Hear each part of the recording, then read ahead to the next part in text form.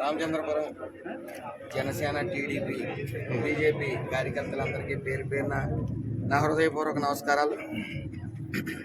ఒక గొప్ప విజయాన్ని అందించారు వారు. వన్ సైడ్ అన్నట్టు ఫస్ట్ నుంచి కూడా నేను గ్రామాల్లోకి వెళ్ళినప్పుడు ప్రచారం కోసం విజయోత్సవ ర్యాలీలాగే కొనసాగించేవారు. ఆ రోజు మొదలైన విజయోత్సవ ర్యాలీ ఈరోజు మరి మొన్న ముగిసింది. నిరంతరం జరుగుతూనే ఉంది. పండగ వాతావరణం సృష్టించారు. ఆ రోజు పోలింగ్ రోజున కూడా ప్రతి ఒక్కరూ కూడా ఓపెన్గా నేను తెలుగుదేశానికి వేసాం అని పబ్లిక్గా చెప్పేవారు. అది ఏదేమైనా రామచంద్రపురం నియోజకవర్గం ఏర్పడిన తర్వాత ఇంత మెజార్టీ రావడం కనివిని జరగలేదు ఎవరో కూడా. మరి అంత గొప్ప మెజార్టీని అందించిన జనసేన, టీడీపీ, బీజేపీ కార్యకర్తలందరికీ కూడా పేరు పేరున పాదాభి నమస్కారాలు. అలాగే చాలా బరువైన బాధ్యత నా మీద మోపారు. ఇంత గొప్ప విజయాన్ని అందించి అభివృద్ధి, గత 5 సంవత్సరాల నుంచి అభివృద్ధి అనే పదం ఈ రామచంద్రపురం నియోజకవర్గంలో లేదు.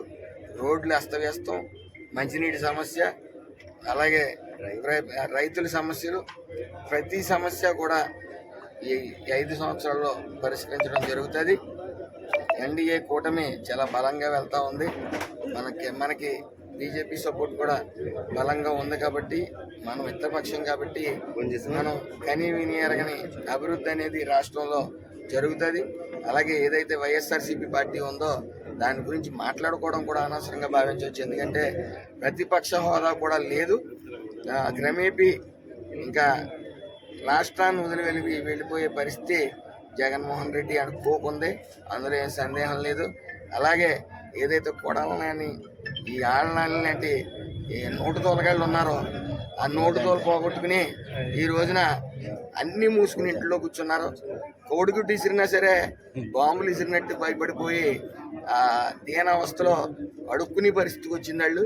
కాబట్టి వాళ్ళకి ఇంకా శాశ్వత రాజకీయ సన్యాసం అనేది వాళ్ళ ఇంటి వరకు వచ్చేసింది. వాళ్ళు మరొకసారి వార్తల్లో కూడా ఉండరు. ఈసారి నోరు మెదిపితే కార్యకర్తలే మరి గొడ్లు తీసి పరిగెట్టించే పరిస్థితి ఉంది. కాబట్టి ఇంకా మనం వాళ్ళని ఇంక ఈ రాజకీయ జీవితం అనేది క్లోజ్ అయిపోయింది. కాబట్టి ఈ వైఎస్ఆర్సీపీకే క్లోజ్ అయిపోయింది. కాబట్టి వీళ్ళ గురించి మాట్లాడుకోవడం కూడా అనవసరం. అలాగే మరొకసారి నాకు ఇంత ఘన విజయాన్ని అందించిన జనసేన, టీడీపీ, బీజేపీ కార్యకర్తలందరికీ కూడా పేరు పేరున నమస్కారాలు.